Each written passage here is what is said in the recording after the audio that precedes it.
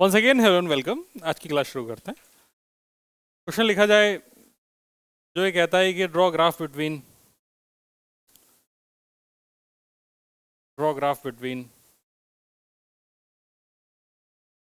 Celsius scale and Fahrenheit scale. Celsius scale and Fahrenheit scale.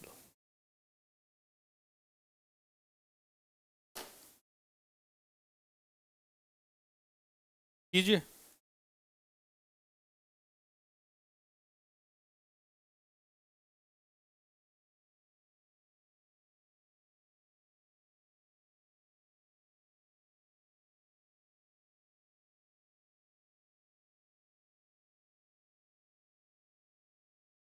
आइए आइए।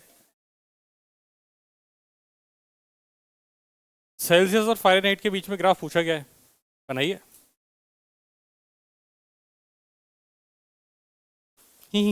दांत बाद में निकालना, पहले बनाओ। दांत निकाले जा रही हैं। हमारे पास दांत हैं सर, हम बूढ़े नहीं हुए हैं अभी।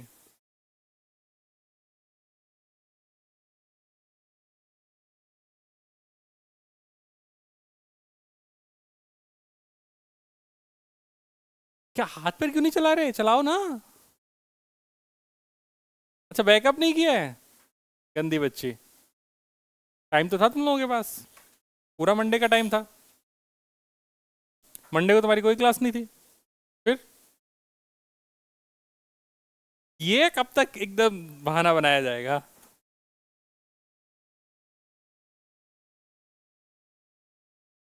चलो रिलेशन बताओ क्या था,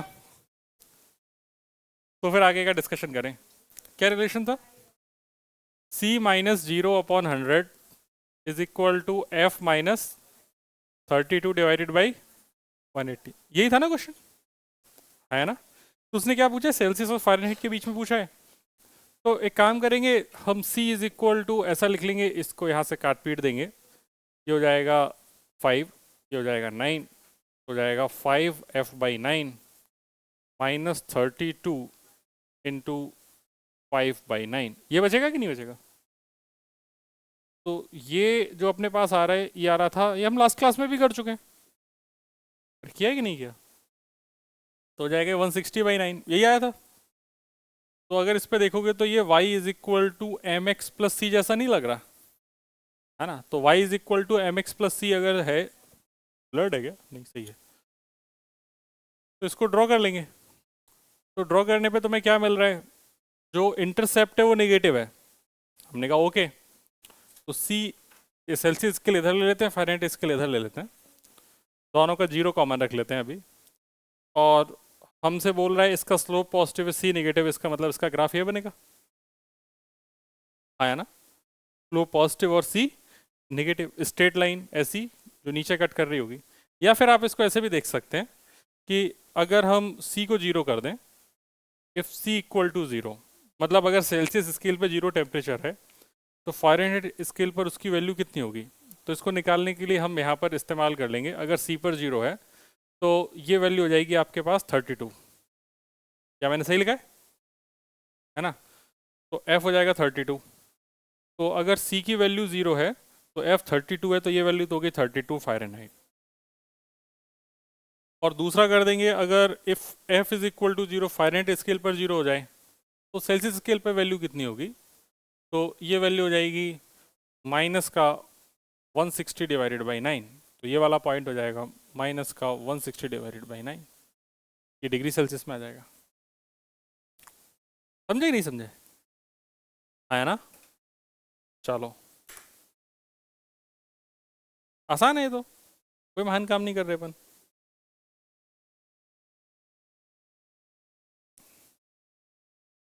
आज आपकी एक सहेली नहीं गायब है, मिस गोला। कहाँ गायब है? हाँ, एनुअल डे आज ही है क्या? तो आज क्यों गायब है?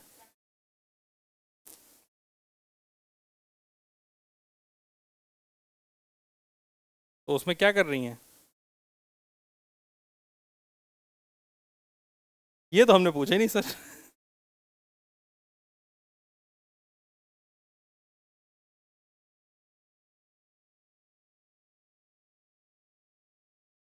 अच्छा, इस ग्राफ को वो ऐसे भी तो पूछ सकता है, वाई एक्सिस पे फ़ारेनहाइट, एक्स एक्सिस पे सेल्सियस, तो भी अपन कर सकते हैं। उस केस में थोड़ा सा चीज़ें बदल जाएंगी, बस इक्वेशन में एक तरफ सी रख देंगे, एक तरफ एफ रख देंगे, एक तरफ सी हो जाएगा, तो ये पूरा टर्म इधर चला जाएगा, तो फिर y is equal to M X plus C हो जाएगा। ठीक है ना? तो उस केस में ग्राफ यहाँ ऊपर से शुरू हो जाएगा, अगर यहाँ फ़ारेनहाइट या सेल्सियस होगा तो वो अपन खुद कर सकते हैं, इसमें कोई बड़ी चीज़ नहीं है। सिर्फ स्ट्रेट लाइन अपने को बनाना आना चाहिए। स्ट्रेट लाइन बनाना आप लोगों ने गणित में सीख रखा है, सीखा कि नहीं सीखा? चलिए आगे बढ़ते हैं, एक दो अच्छे क्वेश्चन करते हैं।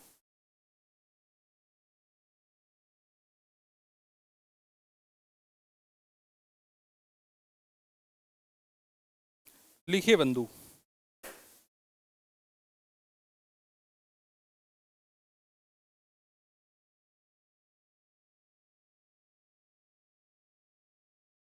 Thermometer with an arbitrary scale.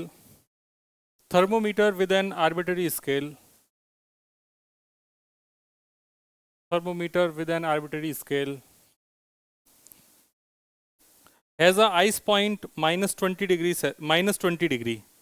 Has a ice point minus 20 degree and steam point at 180 degree.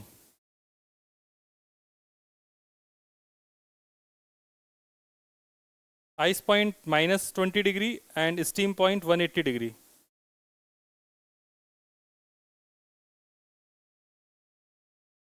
When the thermometer reads 5 degree,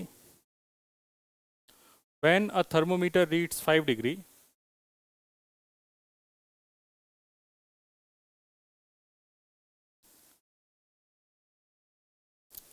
how much centigrade thermometer will read? How much centigrade thermometer will read? Centigrade मतलब Celsius वाला, किधर पढ़ूंगा हुआ, इधर हुआ, हट, गंदा बच्चा। अब क्या क्या लेके मानेगा? अच्छा अच्छा अच्छा अच्छा।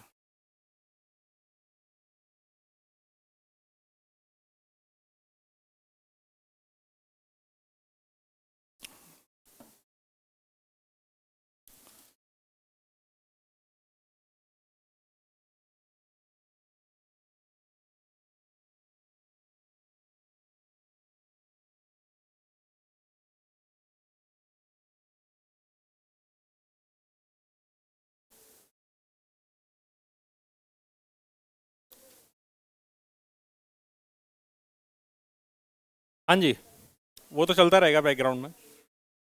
आंसर बताओ। कुछ लोग जो बैकअप करके नहीं आए हैं सिर पकड़ के, हाँ, रोते हुए। सरदार जी आप तो बैकअप करके आए होंगे तो। अबे निकम्मो, 5 क्वेश्चन कर रहे हो कि नहीं कर रहे हो? है ना? दिखाओ चलो। ये क्या लिखा है बेटा तेरी इस पे हाथ पे?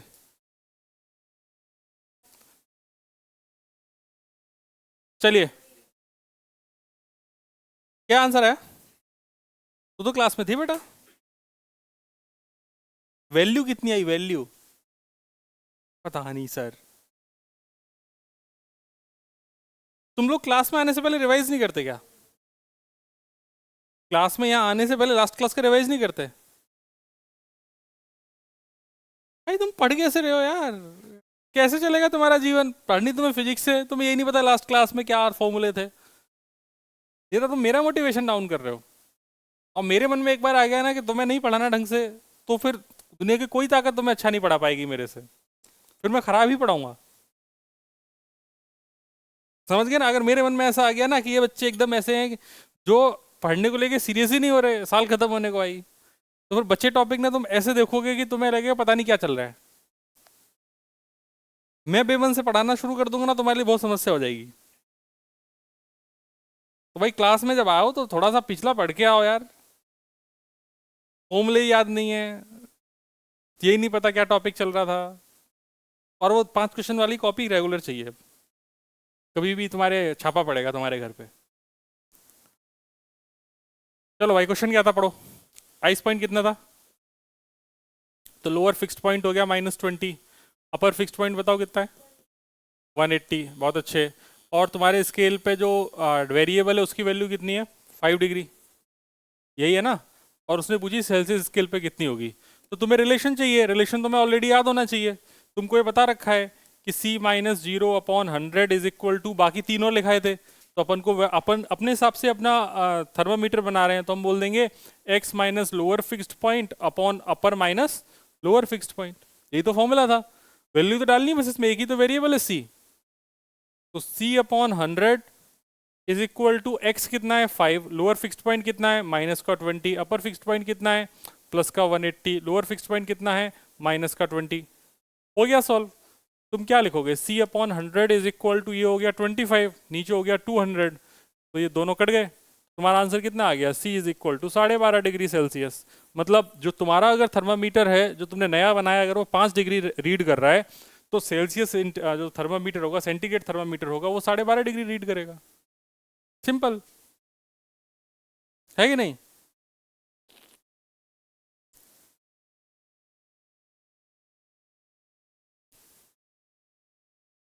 अगला क्वेश्चन,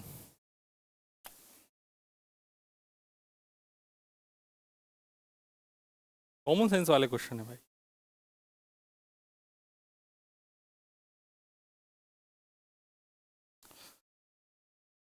अगला क्वेश्चन,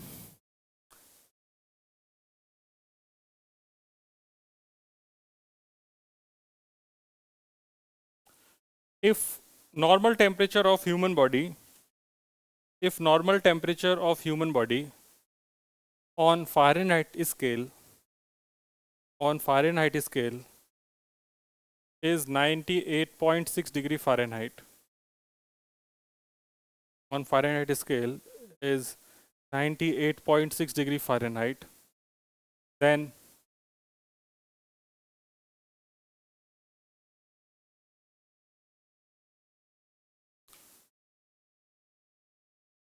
क्या? then क्या पूछना था मुझे? हाँ, then what would be the temperature of body at centigrade scale?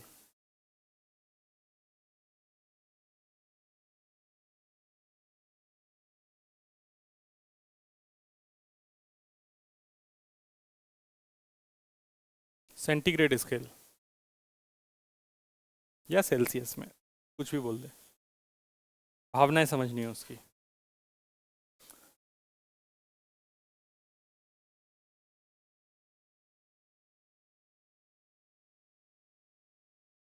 Value, numerical value, formula नहीं चाहिए।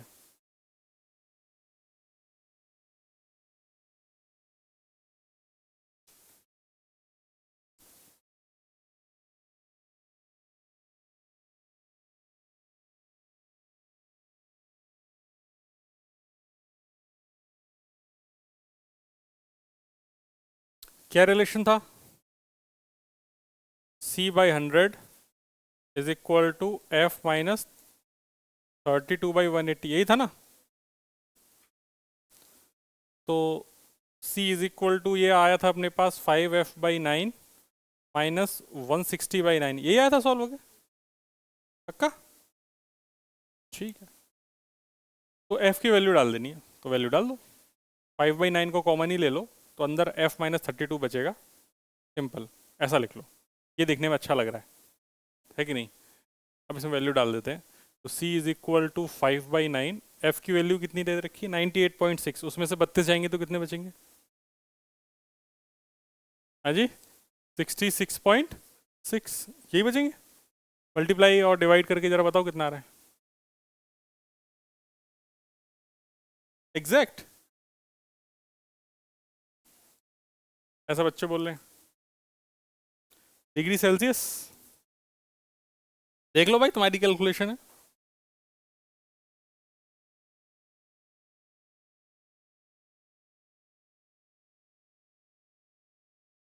एक दूसरे की कैलकुलेशन को निहारते हुए।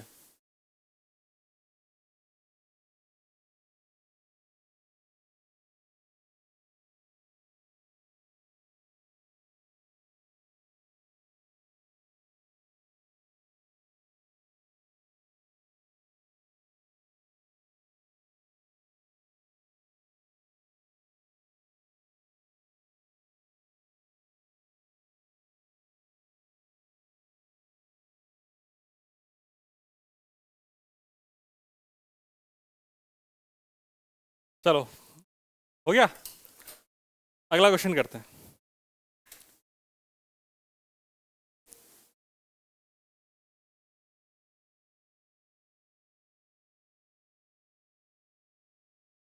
At what temperature, at what temperature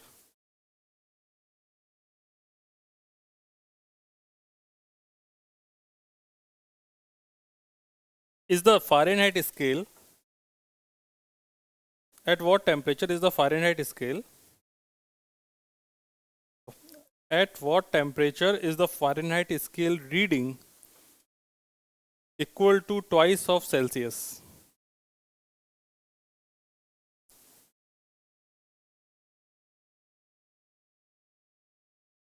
अब तो फॉर्मूला भी पता है, अब तो करो।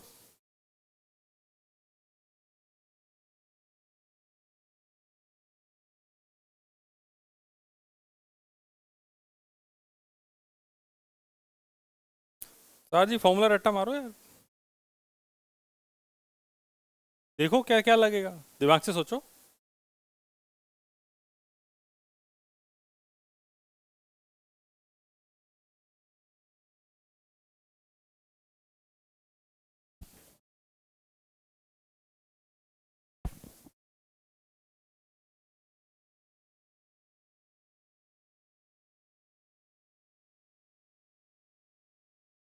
हाँ, दो वेरिएबल्स कैसे हैं? थोड़ा सा आंग्ल भाषा का ज्ञान प्राप्त करें। आंग्ल भाषा जानते हैं? आंग्ल भाषा, आंग्ल मतलब अंग्रेज, भाषा मतलब अंग्रेजों की भाषा।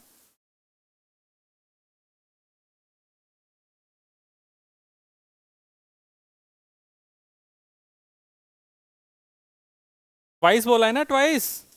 तो एक को एक्स मान लो तो दूसरा 2x नहीं हो गया कुचू? अब चला दिमाग। 2.5, छी, कितना गंदा आंसर है, ना के नहीं आया आंसर। हाँ, 80, 160, 160 आंसर आएगा। कैलकुलेशन में लोचा मार दिया बेटा, देख देख, कहीं तो तूने 2 गायब कर दिया। चलो, क्वेश्चन क्या था? c is equal to 5/9 f minus 32, यही है ना? उसने बोला, क्वेश्चन पढ़ो।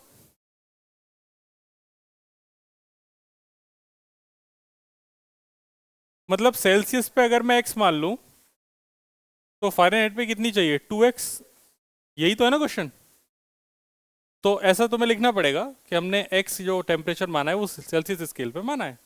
इसको सॉल्व कर लेंगे, खत्म हो गया question. 9x is equal to 10x। क्या गड़बड़ किया बेटा तूने? अच्छा, तो ये हो जाएगा 160, तो ये हो जाएगा 160 इज इक्वल टू x, खत्म। तो सेल्सियस स्केल पे कितना आ गया? 160 आंसर। कुछ भी ले लो, कुछ भी ले लो, x की जगह कछुआ ले लो तो इधर हो जाएगा तो 2 कछुआ, इधर खरगोश ले लो तो इधर कितना हो जाएगा, ट्वाइस ऑफ खरगोश। आई लाइक कछुआ एंड खरगोश, बचपन में मैंने खूब कहानी सुनी है। छी! देख रहे सरदार जी यार, कैसे आरोप लगाए जा रहे हैं। सोना नहीं है, टिका मत। हाँ, सीधा बैठा, सीधा। सोच रहा था, अच्छा सोते सोते सोच रहा था ना, हाँ। मैं सपनों में सोचता हूँ सर, इसलिए मैं सोना जरूरी है मेरा क्लास में। अगली हेडिंग लिखी जाए, थर्मल एक्सपांशन।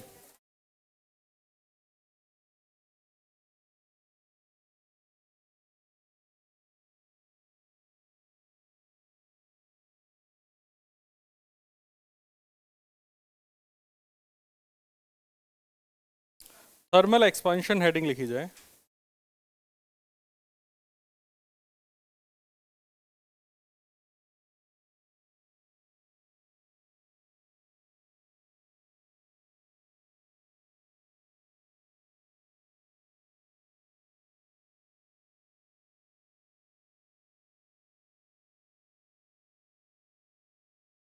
चलो शुरू करें।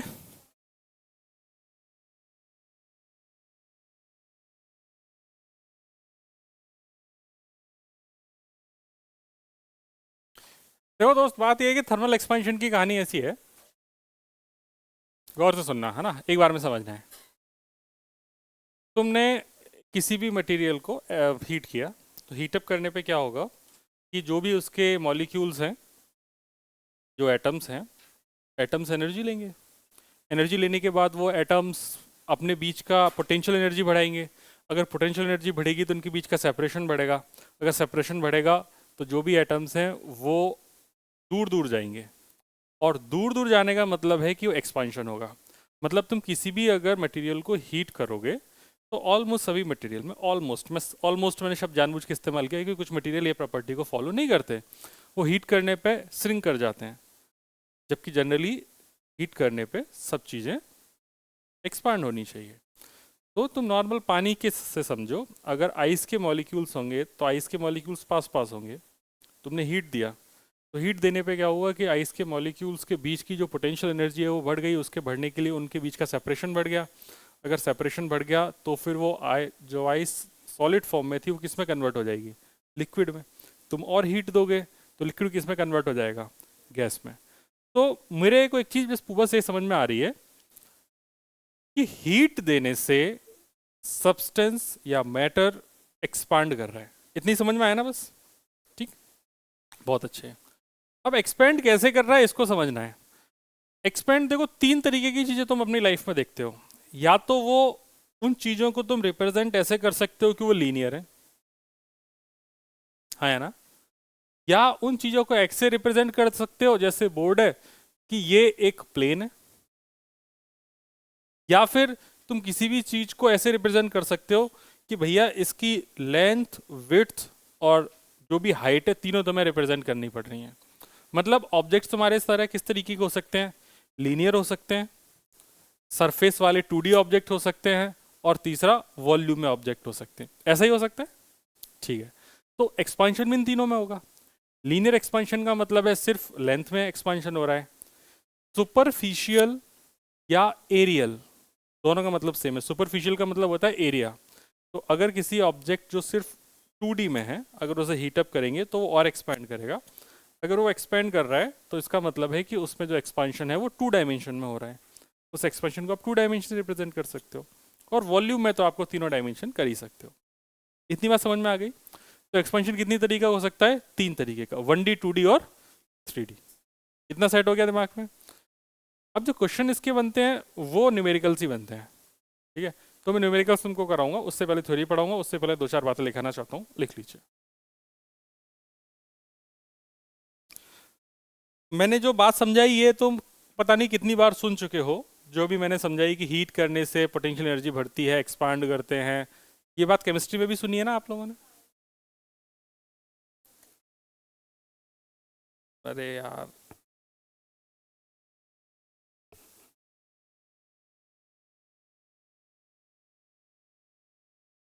ये सॉलिड क्यूब है। अब यहाँ पे कैसे काइनेटिक एनर्जी बढ़ाऊं मैं एटम्स की? वाइब्रेशंस का एम्पलीट्यूड बढ़ेगा। जब भी पोटेंशियल एनर्जी मिलेगी तो वाइब्रेशंस का एम्पलीट्यूड बढ़ेगा। एम्पलीट्यूड बढ़ने का मतलब है कि इनके बीच का सेपरेशन बढ़ता जा रहा है। काइनेटिक एनर्जी का जो रूप है वो यहाँ पर बस इतना सा है कि हीट करने से एनर्जी कई तरीके की मिल सकती है। तो काइनेटिक एनर्जी इसे जो मिली उसने सिर्फ इस एम्पलीट्यूड को ही बढ़ाया ना, वाइब्रेशन के, बस इतना ही है। ठीक है, लिखिए। Thermal expansion is minimum in solids. Thermal expansion is minimum in solid and maximum in gases. Thermal expansion is minimum in solid and maximum in gases because of maximum intermolecular forces in solid. Because of maximum intermolecular forces in solid. Because of maximum intermolecular forces in solid and minimum in gases. ठीक है, and minimum in gases.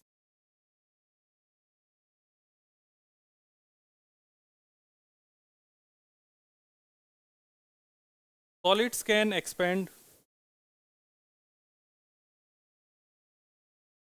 in 1D, 2D, 3D. Solids can expand in 1D, 2D, 3D, while liquid and gases, while liquid and gases,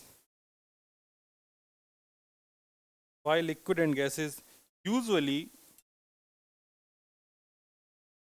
changes in volume only.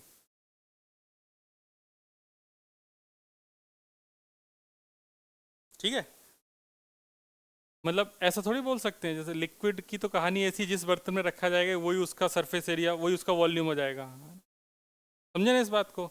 तो बात यह है कि यार liquid और gases का जो केस है उसमें तो सिर्फ और सिर्फ आपको वॉल्यूम एक्सपांशन ही देखना है, 3D वाला, और सॉलिड में अपन तीनों देखेंगे। ठीक है, तो शुरू करते हैं। तो पहला टाइप हो गया हमारे लिए लीनियर एक्सपांशन, लीनियर या फिर वन डायमेंशन एक्सपांशन। देखो लीनियर एक्सपांशन में ऐसा है कि जैसे एक रॉड है,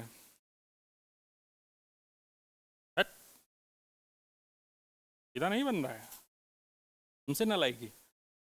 इसकी ओरिजिनल लेंथ है L0, हमने कर दिया इसको हीट। हीट करने पे देखो change in temperature, delta theta is change in temperature. L0 is original length, okay? और L is new length। जब अपन ने इसको हीटअप किया तो इसको हीट दे दी, तो हीट देने से क्या होगा कि एक्सपैंड कर जाएगा। तो एक्सपेंड करने से क्या हुआ कि इसकी जो लेंथ है यहीं पे बना देते हैं, यहाँ पे थोड़ा अच्छा लगेगा।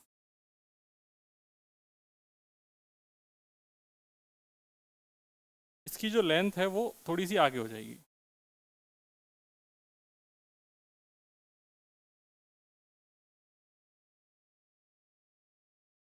तो यहाँ से देखोगे तो ये length L0 plus delta L इतनी बढ़ गई कि नहीं बढ़ गई? इसको मैंने नाम दे दिया L। ठीक है, तो आपकी जो नई लेंथ है वो कितनी हो गई? L0 तो इतनी थी और ये कितना एक्स्ट्रा और बढ़ गई? डेल्टा L आया ना? तो मैं ऐसा बोल सकता हूँ कि जो डेल्टा L होता है, या ऐसा बोल सकते हैं L is equal to L0 1 plus alpha delta theta. मैं डायरेक्टली लिख देता हूँ, ये फॉर्मूला आपको याद रखना है। Alpha is coefficient of linear expansion, beta is coefficient of superficial या aerial expansion, and gamma is coefficient of volume expansion। इन सब का मतलब ये है कि टेम्परेचर बढ़ाने के साथ कितना लेंथ में चेंज होगा वो कौन डिसाइड करेगा? ये कोफिशिएंट ऑफ एक्सपांशन। अगर लीनियर में देखना है किसी का अल्फा ज़्यादा है तो इसका मतलब वो ज़्यादा बढ़ेगा, किसी का अल्फा कम है तो कम बढ़ेगा, किसी का अल्फा निगेटिव है तो टेम्परेचर बढ़ाने पे वो श्रिंक कर जाएगा। इतना सब मतलब है। ठीक है, तो ये फॉर्मूले को अगर तुम गौर से देखोगे तो इस फॉर्मूले के और भी कई वर्जन्स बन सकते हैं। एक ऐसा बन सकता है L is equal to L0 plus L0 alpha delta theta, मतलब L minus L0 is equal to L0 alpha delta theta. तो ये हो जाएगा L minus L0 divided upon L0 is equal to alpha delta theta. इतना दिख रहा है?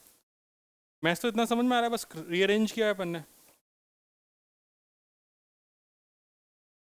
तनिष्क सही है?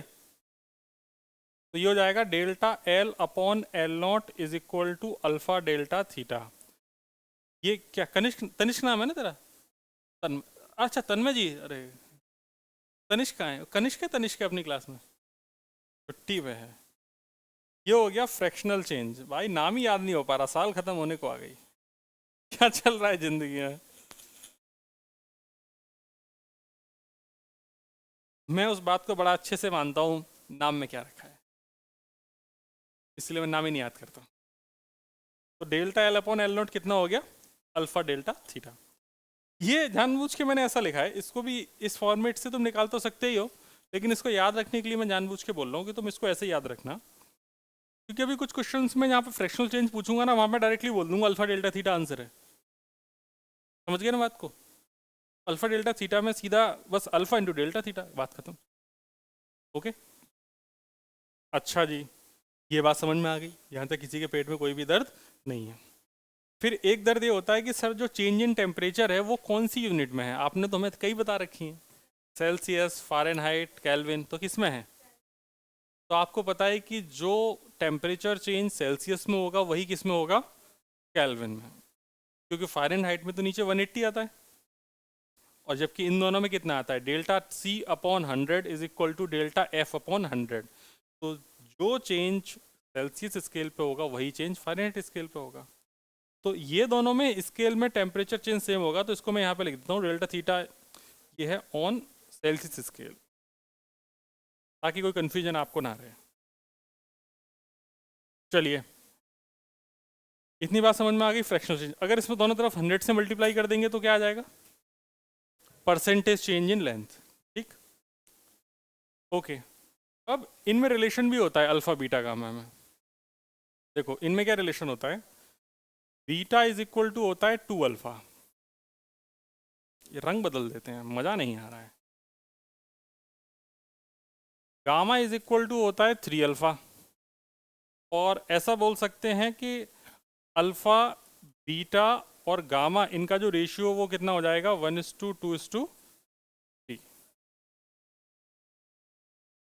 याद रख पाएंगे तो आसान है, 1:3। अल्फा बीटा गामा का जो रेशियो कितना है, 1:2:3।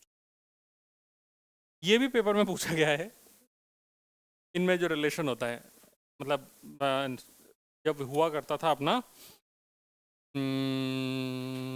कौन सी ईयर में आया था, AIEEE में आया था ये क्वेश्चन, ईयर तो मुझे याद नहीं आ रहा। अल्फा बीटा गामा का रेशियो क्या होता है, अल्फा बीटा गामा का रेशियो होता है 1:2:3। लीनियर, एरियल और सरफेस में जो अंतर, वॉल्यूम में जो अंतर है वो ये है।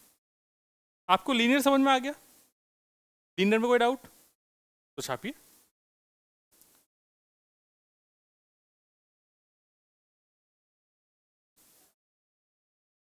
चलिए आगे बढ़ते हैं।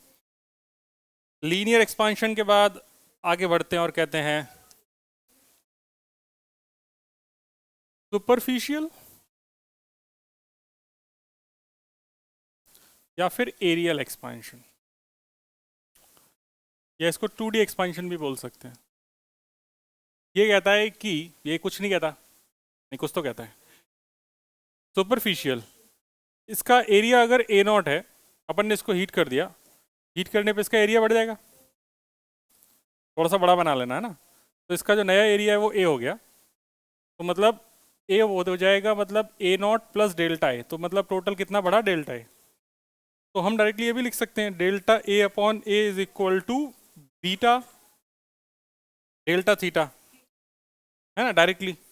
या फिर हम वो भी लिख सकते हैं कि A is equal to A0 1 plus beta delta theta, या आप इसको ऐसे भी लिख सकते हैं A is equal to A0 1 plus 2 alpha delta theta.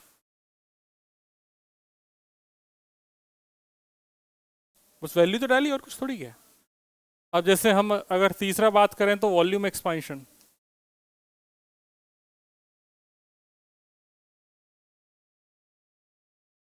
Volume expansion की अगर बात करें, ये 3D में है, तो मतलब अगर एक क्यूब ले लें या स्फीयर ले लें, स्फीयर ले लेते हैं, सॉलिड, सॉलिड स्फीयर जिसकी जो रेडियस R मान लो, वैसे फर्क नहीं है, वॉल्यूम मैंने V0 मान लिया है, इसको यहीं पे हीट कर देते हैं, दूसरी जगह हीट ले जाके हीट करने की जरूरत नहीं है, यहीं पे भट्टी लगा के हीट कर दे रहे हैं, हो गया है, तो इसका हो गया वॉल्यूम V। तो इसमें जो वॉल्यूम में चेंज हुआ डेल्टा V अपॉन V0, हम क्या लिख देंगे, गामा डेल्टा थीटा। तो delta V is equal to, या डायरेक्टली लिख देता हूँ, इसको ऐसा लिख सकते हैं, V is equal to V0 1 plus gamma delta theta. मतलब फॉर्मूला तो बहुत आसान है सारे के सारे, इतना समझ में आ गया। तो यहाँ पर हम ऐसा लिख सकते हैं V is equal to V0 1+3 alpha delta. ठीक है बच्चों, ओके, छाप लीजिए फॉर्मूले सारे रट्टा। अभी तक तो हो गए होंगे, खैर इसमें क्या रटना है, सामने सामने। चलो, नहीं नहीं नहीं भाई, अपना इंस्टाग्राम मुझे मत दिखाओ, मुझे अपने कान गंदे नहीं करने।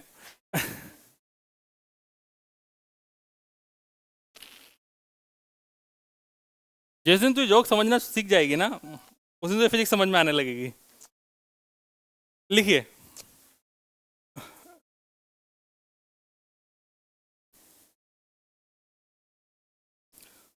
some rubber like substances, point है bro, some rubber like substances, some rubber like substances contract on heating, some rubber like substances contract on heating because transverse vibration of atoms,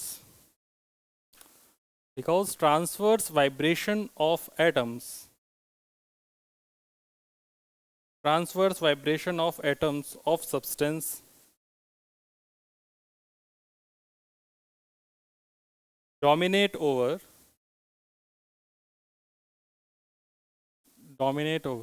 longitudinal vibration, dominate over longitudinal vibration, which is responsible for expansion, which is responsible for expansion.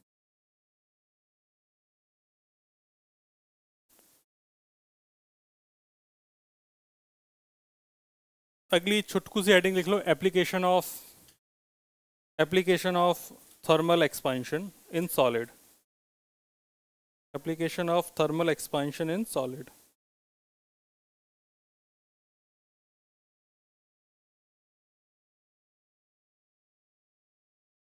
ठीक है ना, मैं कुछ extra ज्ञान की बातें कर रहा हूँ, ये ज्ञान की बातें आपको जेई नीट के वक्त काम आएंगी, ठीक है, लेकिन पढ़ना सभी को है।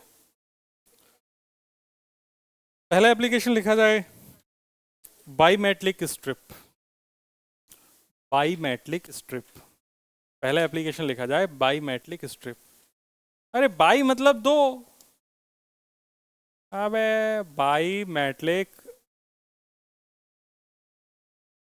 स्ट्रिप,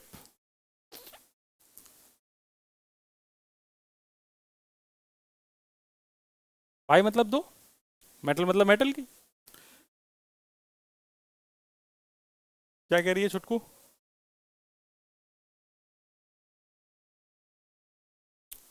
स्ट्रिप है, स्ट्रिप, स्ट्राइप का क्या होता है? स्ट्राइप क्या होता है और स्ट्राइप क्या होता है? अबे स्ट्राइप क्या होता है, मतलब क्या होता है? क्या स्ट्रिप है? स्ट्रिप कुछ मस्त चीज दिखाता हूँ तुमको, यू विल इंजॉय। हो गया सीधा? ठीक। जो टेढ़ा है वो मेरा है, देखो ये अल्फा 1 और ये हो गया अल्फा 2, मतलब दो मेटल की स्ट्रिप है, अपन ने ऐसे चिपका दी पतली पतली है। अब अगर इस पूरे सिस्टम को हीट करोगे तो मैं ऐसा मान रहा हूं कि alpha 1 is greater than alpha 2 है, तो क्या होगा, किस में एक्सपेंशन ज़्यादा होगा, लेफ्ट वाले में या राइट वाले में? लेफ्ट फर्स्ट वाले में है ना, इसका नाम 1 रख दे रहे, इसका नाम 2 रख दे रहे, तो ऑब्वियसली जो L1 होगा वो ज़्यादा होगा, change in length in L1 will be greater than change in length in L2। इन दोनों को रहना साथ में ही है, लेकिन एक्सपांशन 1 का ज़्यादा होना चाहिए, 2 का कम होना चाहिए। तो बताओ यहाँ पे कुछ तो चेंज होगा ना, क्या ये स्ट्रेट रह के ऐसा हो सकता है कभी कि एक ज़्यादा बढ़ जाए एक कम बढ़ जाए? नहीं, ऐसा नहीं कर सकते कि हम एक का ज़्यादा लेंथ हो जाए एक की लेंथ कम हो जाए। ये लेंथ मतलब इन दोनों के जो एजेस हैं वो हमेशा साथ रहने चाहिए, लेकिन इसकी लेंथ ज़्यादा होनी चाहिए इसकी लेंथ कम होनी चाहिए। तो यहाँ पर जो पॉसिबिलिटी मेरे को समझ में आती है वो एक ही है कि ये दोनों इस तरीके से मुड़ जाएं।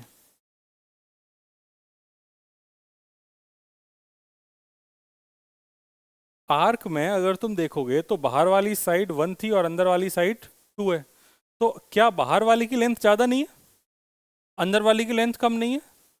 तो ये समझ में आया कि अगर मैं बाईमेटलिक स्ट्रिप को हीट करूंगा तो जिसका अल्फा ज़्यादा होगा वो वाली साइड किधर होगी, आउटर, और जिसका अल्फा कम होगा वो वाली साइड अंदर। इतना समझ में आ गया? ये हीट अप पे है, मतलब अपने गर्म कर दिया तब है, ठंडा करेंगे तो उल्टा होगा, है ना? ठंडा करेंगे तो उल्टा हो जाएगा, तो उस केस में कौन सी वाली साइड बाहर होगी, L2 बाहर हो जाएगी। क्लियर है? तो इस बात को लिख लिया जाए शब्दों में। तो आपको बाईमेटलिक स्ट्रिप का मतलब तो समझ में आ ही गया कि दो मेटल की स्ट्रिप हैं साथ में चिपका दी हैं, तो ये बात मैं नहीं लिखा रहा, फिगर से देख के समझ में आ गया बाईमेटलिक स्ट्रिप। मैं चीज लिखा देता हूँ।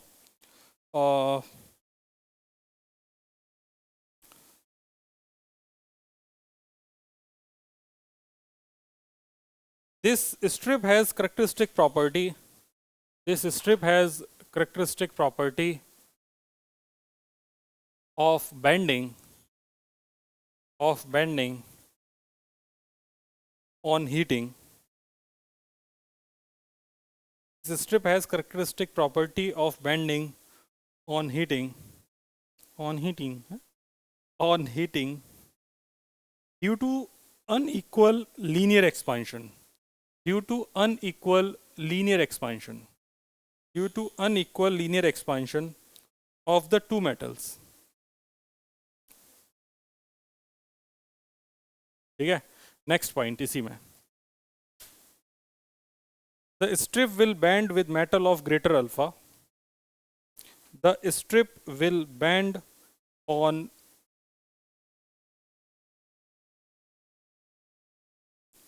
the strip will bend with metal of greater alpha on outer side. ठीक है, राइटिंग सुधारनी है बेटा, राइटिंग पे ध्यान दे, थोड़ा छोटा लिखने की कोशिश करो, स्पेस दे के पढ़ने में आए। और ऐसा भी लिख लेंगे कि alpha of brass is more than steel, alpha of brass is more than steel.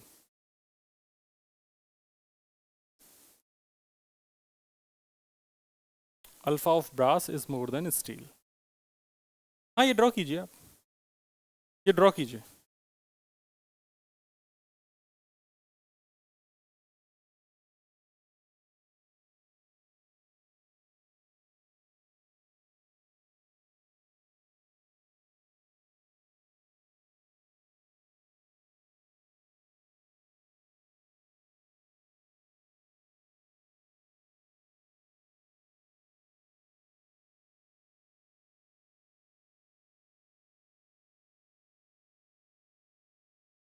इस चैप्टर में जो कैलकुलेशन है वो बहुत अच्छी रहेगी, तो आप लोग मेंटली प्रिपेयर रहिएगा।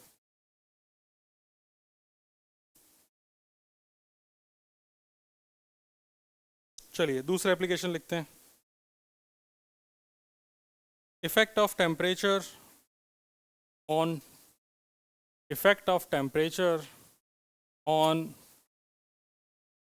Time period of simple pendulum. Effect of temperature on time period of simple pendulum.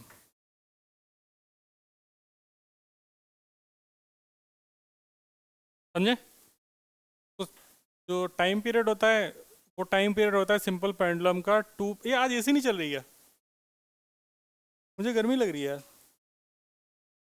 ये वाली चल रही, चलो ना।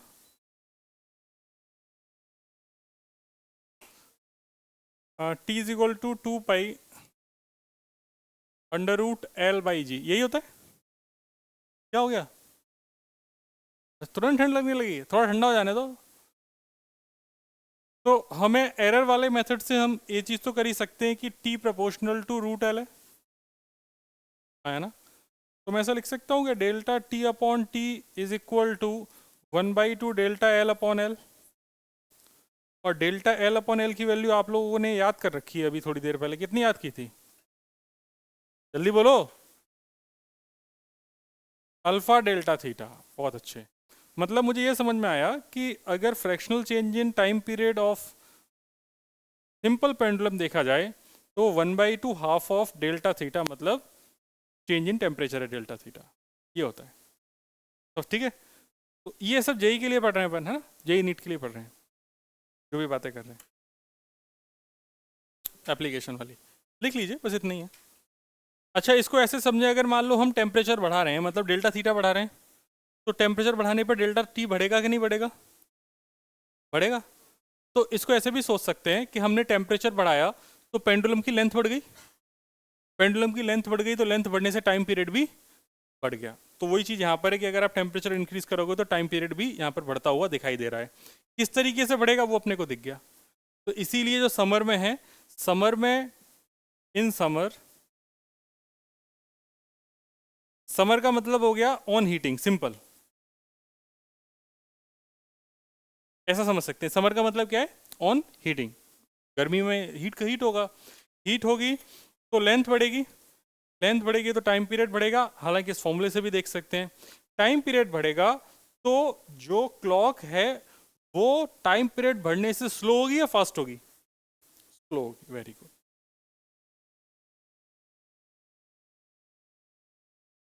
लॉजिक समझ में आ गया? क्योंकि टाइम पीरियड बढ़ गया, जो घटना पहले कुछ टाइम में नाप रही थी वो थोड़ा और देर में नापेगी तो स्लो हो गई।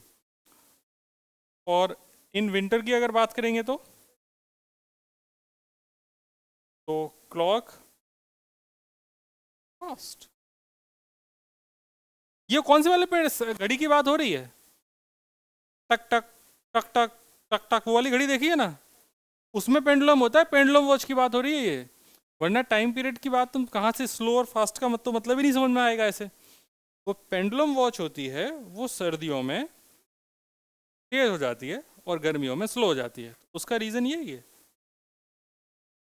अच्छा जी, फिर आपने बाकी सब कहानी तो बच्चों ने पढ़ रखी है कि ट्रेन की पटरियों के बीच में स्पेस छोड़ा जाता है, नहीं सुनी क्या? अरे बड़े गंदे बच्चों यार, सही में नहीं सुना? सुनो, ट्रेन की दो पटरियां, उनके बीच में कभी भी ऐसे नहीं जोड़ी जाती, वो हमेशा ऐसे जोड़ी जाती हैं। उनके बीच में स्पेस रखा जाता है। तो इसलिए रखा जाता है क्योंकि जब गर्मी पड़ेगी तो गर्मी पड़ने पे जो मेटल है वो एक्सपेंड करेगी, एक्सपेंड करेगी तो अगर मान लो एक्सपेंड करने की जगह नहीं हुई तो पटरियाँ टेढ़ी हो जाएंगी, ट्रेन पलट जाएगी। इसकी वजह से हमेशा पटरियों के बीच में स्पेस रखा जाता है। समझ में आ गई बात? एक और कहानी सुनाता हूँ। आप लोगों ने कभी वो वायर देखे? ये वाले नहीं जो यहाँ अपनी गलियों में लटकते रहते हैं, ये वाले नहीं। हम उन वायर्स की बात कर रहे हैं जो आप लोग 10,000 वोल्ट या 1 लाख वोल्ट वाली जो लाइन होती है ना, उसमें वायर्स देखे हुए हैं। तो बड़े बड़े एकदम खंबे होते हैं, है ना, उन पे, उन पोल्स पे जो वायर होते हैं वो इस तरीके से झूलते हुए होते हैं। तुमने देखा वायर एकदम स्ट्रेट कभी नहीं होता, वायर ऐसे झूलता हुआ रहेगा। चाहते तो स्ट्रेट भी लगा सकते थे, क्या प्रॉब्लम थी? तो वो झूलते हुए वायर इसलिए लगा रहे हैं क्योंकि अगर मान लो सर्दी में अगर उनमें कुछ कॉन्ट्रैक्शन हुआ भी तो कॉन्ट्रैक्शन होने पे इतनी जगह तो हो कि वो कम से कम कॉन्ट्रैक्ट होकर स्ट्रेट हो जाए। तो इसकी वजह से उनको अपन ऐसे झूलता हुआ लगाते हैं, एकदम स्ट्रेट नहीं लगाते। समझ में आई बात?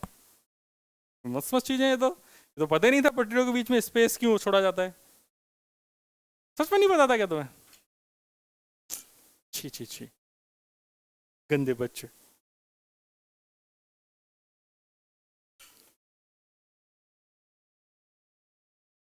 चलिए, तो हमने रेल की पटरियों के बीच में स्पेस भी छोड़ दिया, हमने ये कहानी भी कर ली। अच्छा, अगली हेडिंग लिखी जाए expansion of cavity. Cavity, cavity दांतों वाली नहीं, कुछ और है। हाँ, दांतों की कैविटी नहीं एक्सपेंड करनी है अपने, एक्सपेंशन ऑफ कैविटी।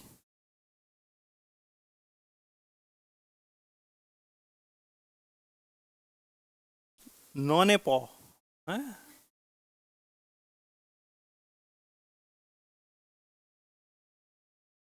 जो भी तेरी सहेली और सहेला है उनको कहो भाई ये, अच्छा सहेली, सहेला नहीं है, सहेला भी है। अच्छा ये सहेली है। तो भाई ये सब ऐसे हाथ वाथ लिखने के लिए नहीं है, मेहंदी लगाने के लिए है। अच्छा ये लिख के डिजाइन बस। अबे नलायक, यहाँ नहीं लिखना है। घूसा मार सकती थी।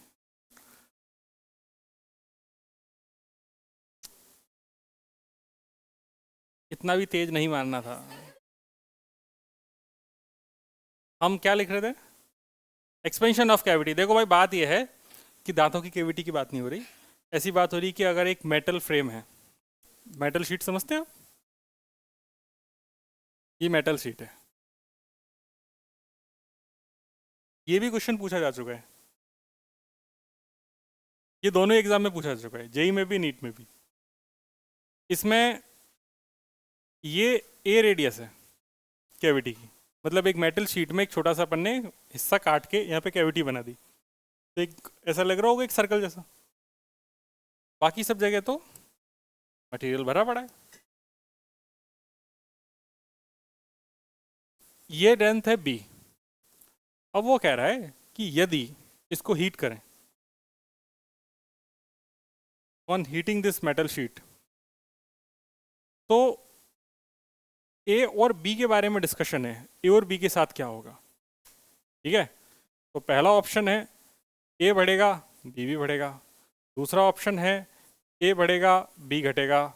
तीसरा ऑप्शन है ए घटेगा बी बढ़ेगा। और चौथा ऑप्शन है दोनों ही घटेंगे। हो गए सारे ऑप्शन पॉसिबल? आप लोग आंसर सोचिए और बताइए मुझे। सोचो तो सही, वोटिंग कराने की बड़ी जल्दी है तुमको।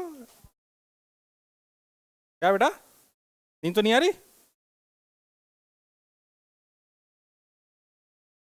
हाँ भाई गोलू, कितने नंबर आए तेरे स्कूल में? 30 आए? 3 नंबर बढ़ गए? 3 नंबर बढ़ गए? 27 थे ना तेरे तो।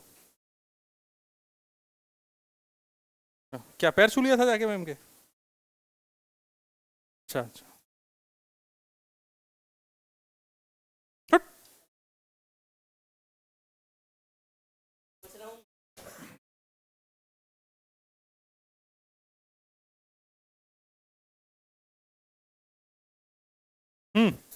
बोलो। ए भाई ऐसे ये से मत बैठा, या तो सीधी बैठ या घर जा। हाँ, सोना नहीं है पहली बेंच पे। हाँ जी, वोटिंग कराए? कितने लोग लगता है इसका आंसर वन है? वन वाले हाथ उठाएंगे। 1 2 3 4 5 6 7, 7 बच्चे कह रहे हैं इसका आंसर वन है।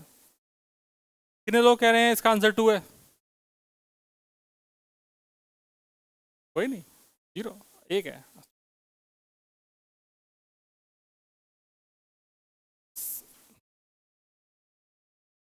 कितने लोग हैं जिनका आंसर 3 है? 1 2 3 4 5 6। कितने लोग हैं जिनका आंसर 4 है?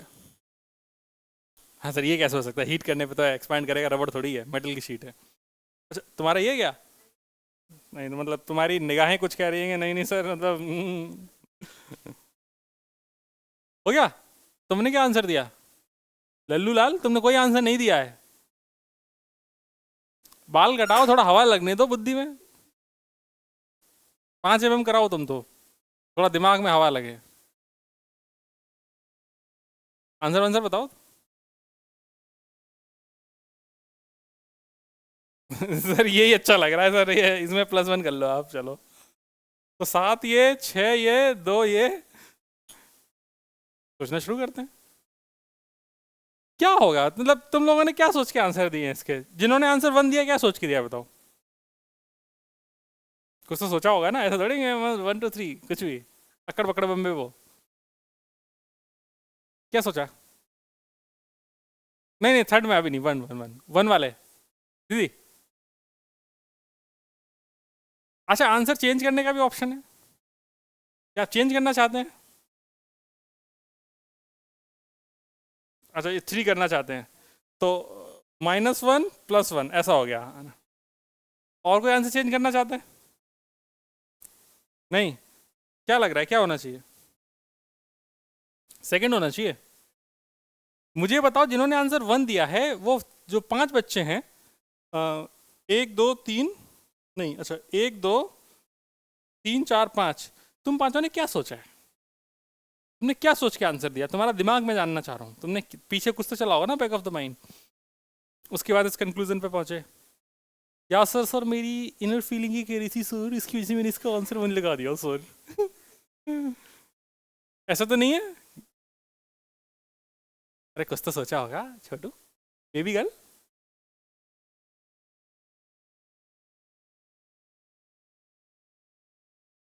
अरे बच्चा पार्टी यार, तुम सोच नहीं रहे क्या यार? ऐसा बिना सोचे आंसर दे दे रहे हो क्या? क्या सोचा बता? अच्छा चलो, ये पहले आंसर देने वालों में से कोई अपना विचार बताने की इच्छा रखता है कि नहीं सर मैंने ये सोचा? गलती तो होगा ज्यादा से ज्यादा, बोलो ना। और मैं बिल्कुल भी किसी का मजाक नहीं उड़ाता, तुम्हें बात पता है। अरे यार, तुम्हारे क्वेश्चन पे कभी मजाक उड़ाया क्या मैंने तुम्हारा? नहीं ना, है ना? डांटी तो दिया ज्यादा से ज्यादा। बताओ भाई, तूने सबसे ज्यादा कॉन्फिडेंस से बोला है। हाँ बता बता बता।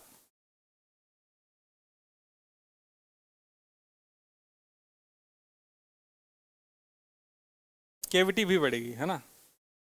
ठीक। इसका आंसर देखा जाए तो, इसका आंसर है फोटोग्राफिक एनलार्जमेंट। सर सर ये क्या है?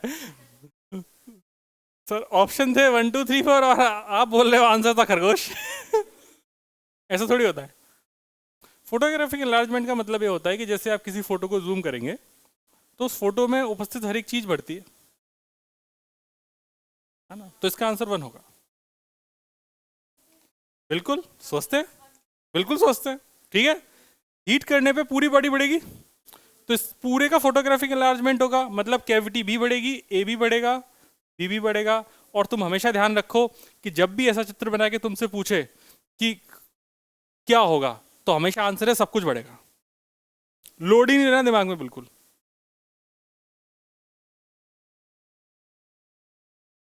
बस इसीलिए आंसर बी नहीं करना है, क्योंकि उसमें लगता है कि बी होगा लेकिन है नहीं उसका आंसर बी। बिल्कुल, इसीलिए ए भी बढ़ेगा बी भी बढ़ेगा। अरे नहीं नहीं, तुम गलत समझ रही हो। इसका कॉन्सेप्ट ये है कि ये एनलार्जमेंट फोटोग्राफिक है, वैसा नहीं है जैसे तुम सोच रही हो कि अगर चारों तरफ से अगर ऐसे बढ़ाएंगे तो बीच में जगह कम रह जाएगी, ऐसे नहीं। वो सब कुछ ऐसे सेंटर से बाहर की तरफ बढ़ रहा है, ऐसा सोचो। एक फोटो को पकड़ के अगर तुम जूम करोगे तो सब कुछ ही जूम होगा ना यार। उसमें कैविटी वो भी जूम होगी, उसमें खरगोश कछुआ जो भी वो भी जूम होगा, है कि नहीं? फिर सर खरगोश कछुआ आपको बड़े याद आते हैं। हाँ, वो समझना नहीं है। फोटो को जूम करने पर हर एक चीज एक्सपांड होती है, उसी तरीके से यहाँ पर जो एक्सपांशन है वो फोटोग्राफिक एक्सपांशन होता है।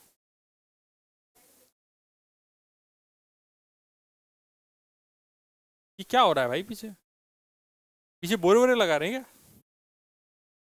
लिख लीजिए पहले दो चार बातें, फिर मन में डाउट रहेगा तो बात करेंगे। Thermal expansion of an isotropic object, thermal expansion of an isotropic object, isotropic object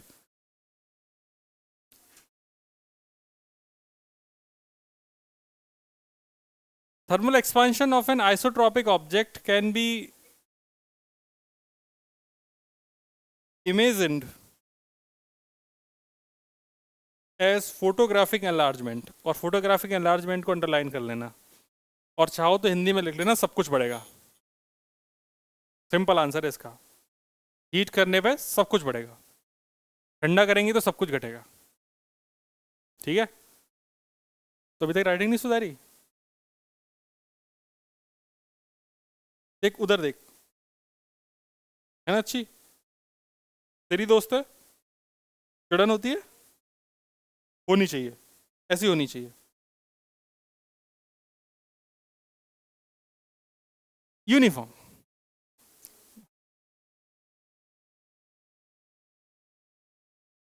ठीक है, डन। यूनिफॉर्म मतलब यूनिफॉर्म डेंसिटी, यूनिफॉर्म मटेरियल, अंदर का सब कुछ यूनिफॉर्म है, सेम मटेरियल है ऐसा। चलिए,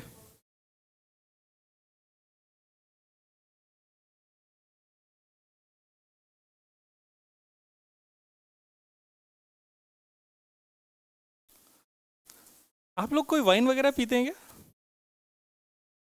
आपके घर में कोई पीता है? चल झूठे। ओम फो। वाइन की जो बोतल होती है उसके अंदर ऊपर एक कॉर्क लगा होता है ना? देखा ना? कॉर्क वाली बात कर रहे हैं, महंगी वाली। हाँ हाँ। वो मतलब 30-40 साल पुरानी वाली की बात कर रहे हैं जिसमें कॉर्क होता है। एक्चुअली वाइन में कॉर्क ही आता है, वाइन में ढक्कन नहीं आता। हाँ।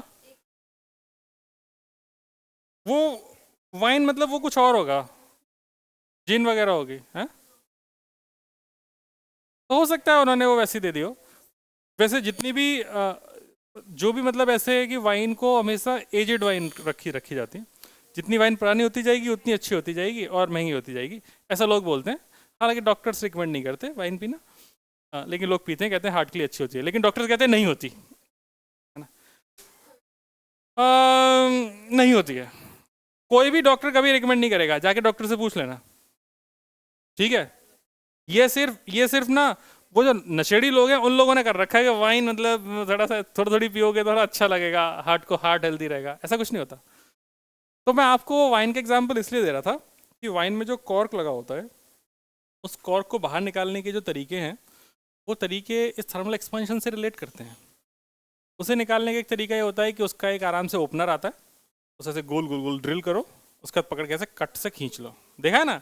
रील तो खूब देखी ना अपन सबने। लेनी पी तो क्या हुआ, है ना? और मूवीज में देखा, ठीक है चलो, है ना? वो शैंपेन होती है बच्चा। आ, एक दिन एक काम करें, एक दिन इसकी क्लास रखते हैं, मैं भी रिवाइज करके आऊंगा हर एक पूरा क्लास। मैं कहता हूँ सुल्ला वाइन यार्ड जो है ना, ये नासिक में। मैंने मैंने वहाँ पे वो टेस्ट कराते हैं। नहीं, मैं नहीं पीता। तो वहाँ पे टेस्ट कराते हैं, तो हम लोग सुल्ला वाइन यार्ड गए, तो हमने कहा लाओ यार देखा जाए। तो वहाँ पे क्या है ना, वो पहले पूरा अपना प्लांट घुमाएंगे, फिर आपको 6-7 तरीके की, पता नहीं कितने तरीके थे, मुझे याद भी नहीं है अभी। थोड़ी थोड़ी मतलब ऐसा एक एक घूंट आपको वाइन पिलाएंगे, टेस्ट कराएंगे, पिलाएंगे क्या, टेस्ट करेंगे। और उसमें जो वो ग्लास होगा, सबसे पहले वो आपको वाइन क्या होती है उसकी हिस्ट्री बताएंगे, कैसे बनती है बताएंगे, वाइन का ग्लास कैसे पकड़ा जाता है, फिर सबको ग्लास पकड़ना सिखाएंगे, है ना? नहीं, वो वैसे नहीं पकड़ना होता है, यही तो। नहीं, वो ग्लास को ऐसे पकड़ा जाता है, लाइक दिस। दिस इज डंडी, बीच वाली, है ना? तो फिर उसके बाद वो मुझे याद है अभी तक, मैं गया था 2000 शायद 21 या 22 में गया था। तो वो उसमें क्या है, सबसे पहले वो कभी भी वाइन अगर आपको पिलाएंगे तो ऐसे पिलाएंगे, इतनी सी डालेंगे, छोटू सी। उसके बाद ऐसे गोल गोल घुमाएंगे, ऐसे घुमा के, फिर उसके बाद कहेंगे इसे स्मेल करो। तो आदमी को ऐसे नशे हो जाते हैं। फिर उसके बाद फिर कहेंगे सिप करो। फिर आपको लगेगा तुम्हें टेस्ट सही है तो फिर और तुम्हें सर्व करेंगे। तो भाई मुझे ना उसने जो सर्व इतनी सी पिलाई, मैं ना मुंह में रखी ना, मैंने तुरंत उल्टी कर दी। इतनी गंदी टेस्ट। भाई लोग कैसे पी लेते हैं? पूरा ऐसा मुंह ऐसा गरम गरम हो जाता है, पता नहीं ऐसा गरम इफेक्ट रहता है उसका, एक्जोथर्मिक टाइप का लगा मुझे तो।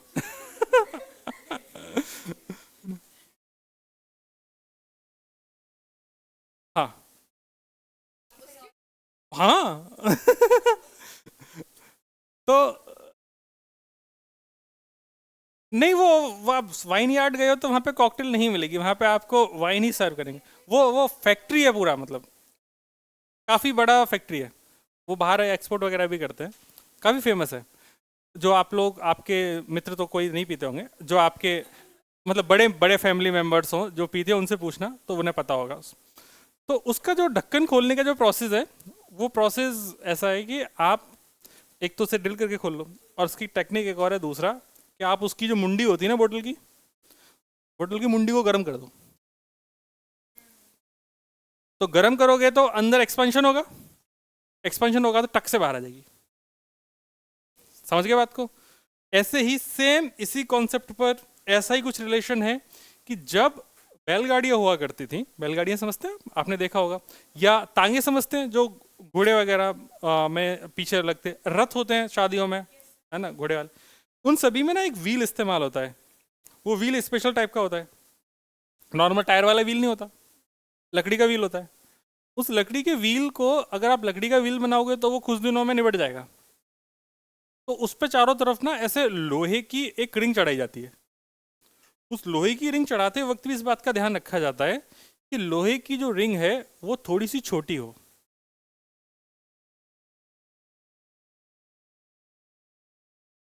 अगर ये टायर है उसका, या बोलना चाहिए पहिया है, तो जो इतनी जगह छोड़ के इतनी होनी चाहिए। तो उससे क्या होगा कि जब कभी भी वो पहिया घूमेगा तो हीट अप होगा, हीट अप होगा तो एक्सपांशन होगा, तो एक्सपांशन के लिए जगह मिल जाएगी। समझ गए? तो एप्लीकेशन समझ में आ रहे हैं कुछ कुछ, है ना? तो इसे ज़िंदगी में ढेर सारे एप्लीकेशन है, कुछ कुछ अपने डिस्कस कर लिए। अरे हाँ या ना सरदार जी, लिटिल लिटिल। हाँ वैसे भाई देखो, मतलब मेरा तो पर्सनल सजेशन ये है कि कभी ट्राई भी मत करना।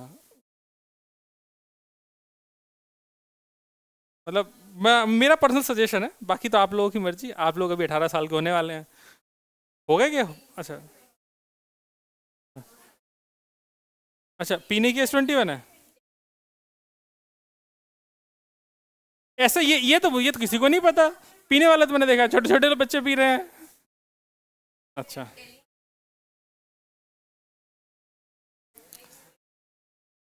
तो हाँ, मतलब मेरा पर्सनल सजेशन यही है, क्योंकि अ, उससे क्या है कि मोस्टली लोग वो हैं जिनको लत लग जाती है। और एक बार लत लग गई ना तो भाई हालत खराब हो जाती है लोगों की। मतलब हर तरीके से ड्रेन होते हैं वो। हेल्थ वाइज तो ड्रेन होने ही है उन्हें। हेल्थ वाइज तो बच ही नहीं सकते, उसका तो कोई चांस ही नहीं है। फाइनेंशियली, इमोशनली, सोशली, तीनों चीज बोल रहे हैं। फाइनेंशियली तो पैसे से गए। इमोशनली मतलब क्या है ना, जब तुम हमेशा उसी जोन में रहोगे तो तुम आसपास के लोग जो हैं, तुम्हारे फैमिली मेम्बर्स, तुम्हारे फ्रेंड सर्कल, वो तुम्हें अवॉइड करना शुरू कर देंगे। या फिर तुम्हारे फ्रेंड सर्कल वही रहेगा जो वही है कि आओ शाम को बैठते हैं या सैटरडे बैठते हैं। तो वो चीज़ें यार बहुत मतलब ख़राब होती जाएंगी दिन। और ना एक बार एडिक्शन शुरू हो गया तो फिर तुम्हें पता चल गया, तुम्हारे दोस्तों को, तुम्हारे अड़ोस पड़ोस को, क्या है भैया तो पीते हैं, या दीदी तो पीती हैं, आओ बहन किटी पार्टी में आओ, दो चार ग्लास मारे जाएं। तो वो सब ना चीज़ें बहुत बहुत ख़राब हो जाएंगी आने वाले टाइम। है कि नहीं?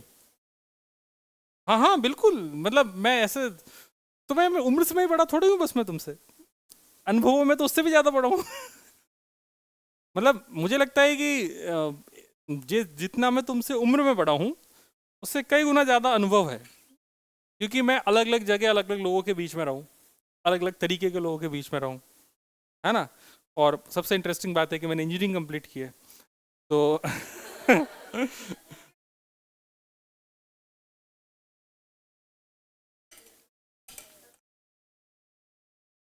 लोग कहते हैं कि दोस्त है ना, दोस्त सिखा देते हैं। अगर तुम्हारे अंदर विल पावर नहीं है तो तुम्हें कोई भी इन्फ्लुएंस कर देगा। ठीक है, सिंपल है। कॉलेज की हर पार्टी में तो मैं था ही, आज तक तो कभी नहीं पी। तो तुम्हारे अंदर का क्या होता है ना, विल पावर, वो मैटर करता है। तो अपने अंदर की विल पावर को मजबूत रखना। बाकी अगर विल पावर नहीं है तो फिर तुम्हें कोई भी कहीं भी इन्फ्लुएंस कर देगा, फिर तो मतलब खत्म ही है जीवन। तुम कहीं भी जाओगे, हर फील्ड में तुम्हारा शोषण होगा। समझ गए बात को? तुम प्रोफेशनल फील्ड में जाओगे, पर्सनल फील्ड में जाओगे, सब जगह तुम्हारा शोषण होगा अगर तुम अंदर से मजबूत नहीं हो तो। अंदर से मजबूत रहने का है कि नहीं सरदार जी? अपने हो गया सर, अपन को तो सोना है सर, क्योंकि मैं तो सोता ही सोचता हूँ क्या भाई। चलिए आगे बढ़ते हैं, आगे बढ़ते हैं।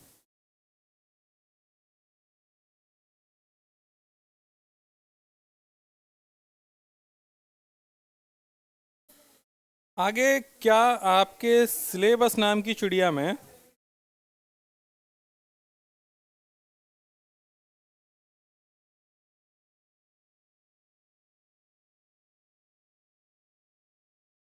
मैं आपको मैं आपको थोड़ी सी और एक्स्ट्रा चीज पढ़ाना चाहता हूँ।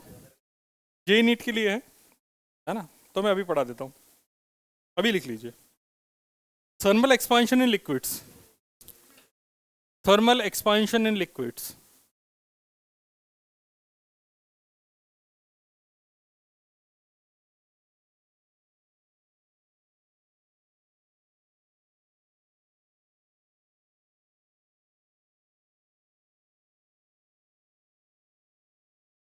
नहीं बोलते हैं बेटा, टर्म है।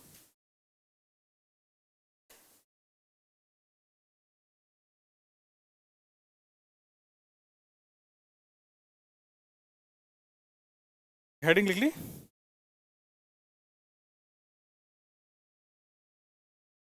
चलिए,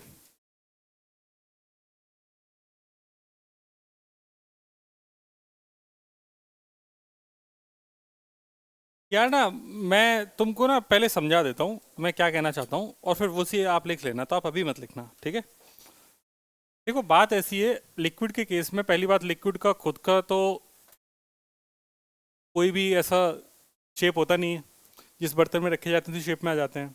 तो मैंने इस बीकर में, मतलब ये इस तरीके का फ्लास्क है, बीकर, बीकर तो नहीं फ्लास्क बोलेंगे अपन, इस तरीके के फ्लास्क में अपन ने कोई लिक्विड को रख दिया। अब फ्लास्क की बजाय इसको मैं बोल रहा हूँ मेटल, मेटल की एक गोल गोल बाल्टी है, बाल्टी में अपन ने इसमें पानी भर के रख दिया। तो जब इसमें पानी भर के रखा, ज़्यादा नहीं भरते ना,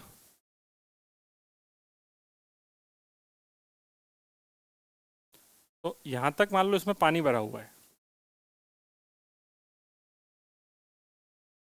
अब आप अगर इसको यहाँ पे हीट करोगे, तो हीट करने पे आप गौर से सोचिए, आप सिर्फ लिक्विड को हीट नहीं दे रहे हैं, आप उस मेटल को भी हीट दे रहे हैं, उस बर्तन को हीट दे रहे हैं जिस बर्तन में लिक्विड रखा हुआ है।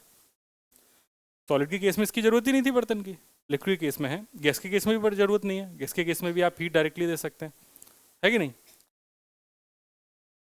मत खेल उसके बालों से। हाँ, तो ये मेटल है और ये लिक्विड है, दो चीज़ें हैं जो मेरे पास यहाँ माहौल में हैं। अब मेटल आपका जो है, वो मेटल में भी वॉल्यूम एक्सपांशन होगा क्योंकि 3D में है, और लिक्विड में भी थर्मल एक्सपांशन होगा, वो भी 3D में होगा। तो यहाँ पर दो गामा होंगे, एक तो गामा होगा मेटल का और एक गामा होगा आपका लिक्विड का। इतना चमक गया?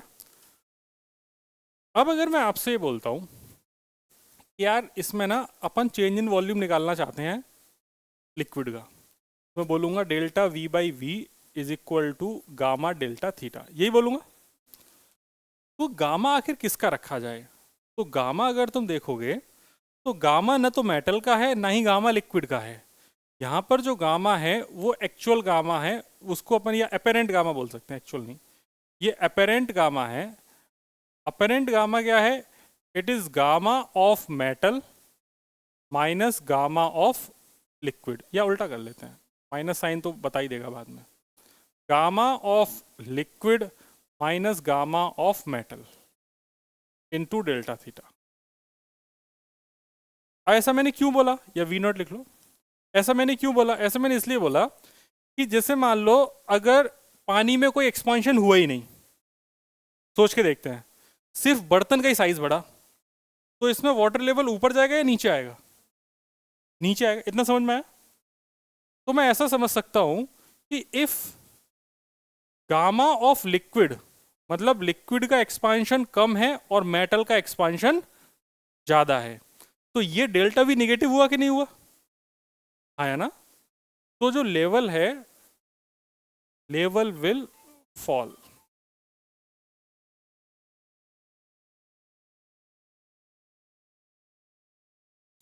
ओके,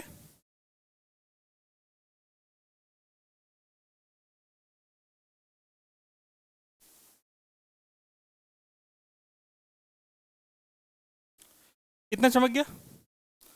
अच्छा, दूसरा, इफ गामा ऑफ मेटल ज्यादा है लिक्विड का कम है, अगर मैं इसका उल्टा बोलूं, गामा ऑफ लिक्विड ज्यादा है गामा ऑफ मेटल कम है, तो क्या होगा? तो लिक्विड का गामा का जो लिक्विड, मतलब गामा ऑफ लिक्विड अगर ज्यादा, तो लिक्विड ज्यादा एक्सपांड करेगा, अगर लिक्विड ज्यादा एक्सपांड करेगा तो वाटर लेवल ऊपर चला जाएगा, तो लेवल विल अप।